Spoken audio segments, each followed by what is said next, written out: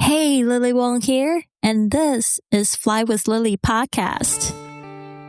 Life can throw us unexpected curveballs of all kinds, from the loss of a loved one, career change, or family problems. For me, it was the loss of my mother and my marriage. The worst experiences of my life led to the most euphoric learning experience and life journey I ever could have imagined. My journey let me dive within myself, overcome my fears, drop disempowering beliefs, and remove mental limitations.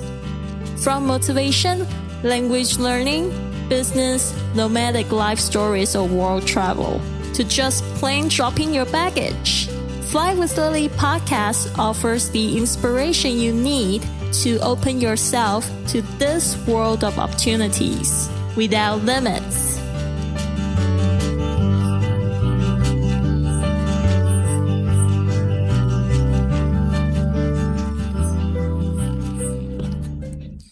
Not all those who wander are lost.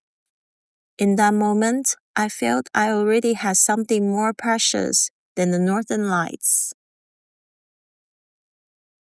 Palli knew about my wish, that one day I wanted to see the Northern Lights with my own eyes. For him, the Northern Lights had long since stopped being extraordinary. He'd grown up in Iceland, watching the aurora from childhood, but he told me that even now, even after seeing it countless times, whenever the lights appear, he still finds himself stopping, unable to look away. That afternoon, he pulled out the travel book he recently discovered, full of natural hot springs across Iceland that most tourists never find. Tonight, I'm going to take you somewhere secret. There was a gleam in his eyes, the look of someone sharing treasure only locals know about. Before we set off, Palli took me to dinner, a small, ordinary restaurant. No tour groups, no cameras, just Icelanders coming off their shift. Palli smiled. Honestly, even Icelanders think the prices here are a bit outrageous. We each ordered a simple salad, 1,990 krona each. He told me that was actually one of the cheaper options for eating out. I looked at the bill and quietly held my breath. Every time I tapped my card, I still winced a little. But sometimes travel is like that. Some memories are worth the exchange. The restaurant was warm, but eating cold salad leaves while watching snow-covered streets outside, the cold crept back in through the soles of my feet. I ate and looked forward to the night ahead. Palli kept scrolling his phone, checking the aurora index for the evening. After dinner, we got back in the car. Iceland at night is an entirely different world from Iceland in daylight. The headlights reached out into almost pure white, snow everywhere, no street lights, almost no other vehicles. I genuinely couldn't tell where the road ended and the snow began.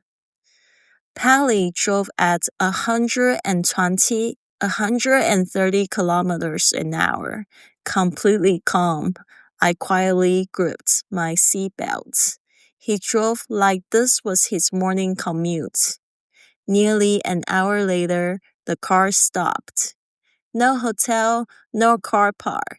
Just an expanse of snow, and in the distance, wisps of white steam rising from a natural hot spring. No attendant, no changing rooms, just a small wooden shelter shaped like a cave.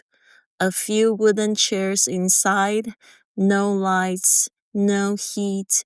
We changed in the dark. Honestly, changing into a swimsuit at -8 degrees Celsius is something I had never experienced in my life. I shivered and moved as fast as I possibly could, terrified that one extra second would turn me into a human icicle.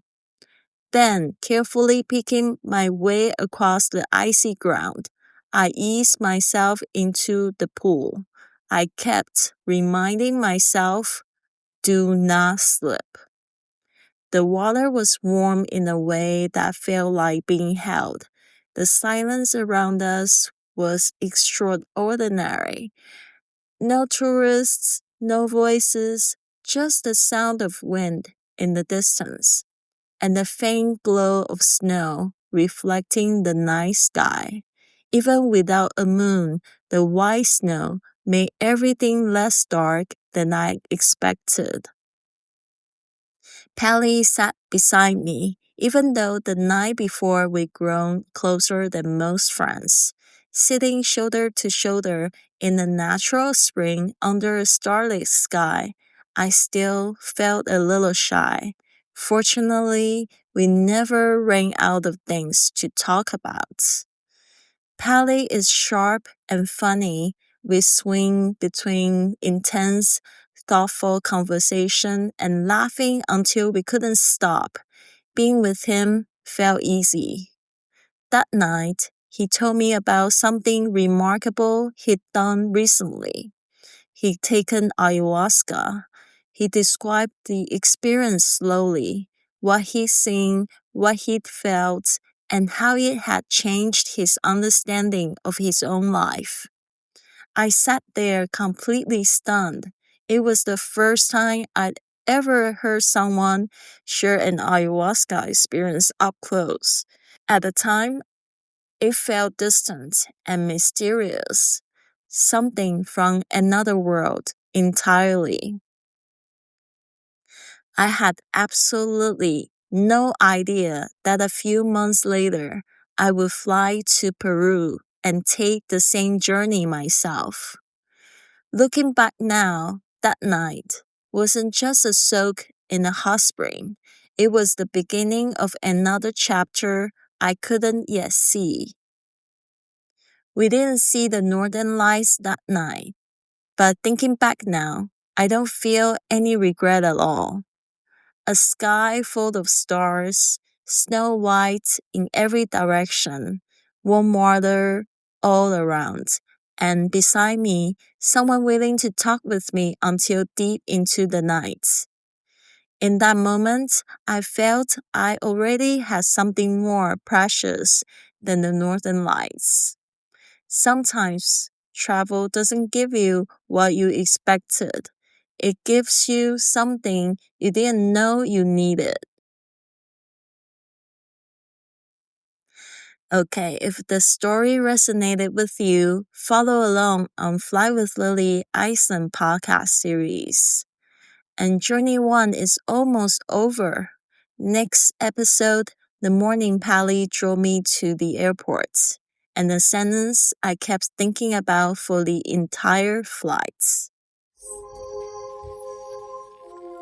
This has been another episode of the Fly with Lily podcast.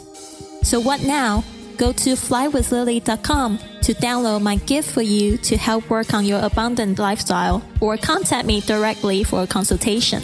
This show takes a lot of work and planning, so if you enjoyed it, please consider a 5-star review on iTunes, following on Facebook and Instagram at flywithlily, or come up and give our crew a hug on the street when you are on your journey. Thanks for listening, and remember, life's curveballs can be your best opportunities.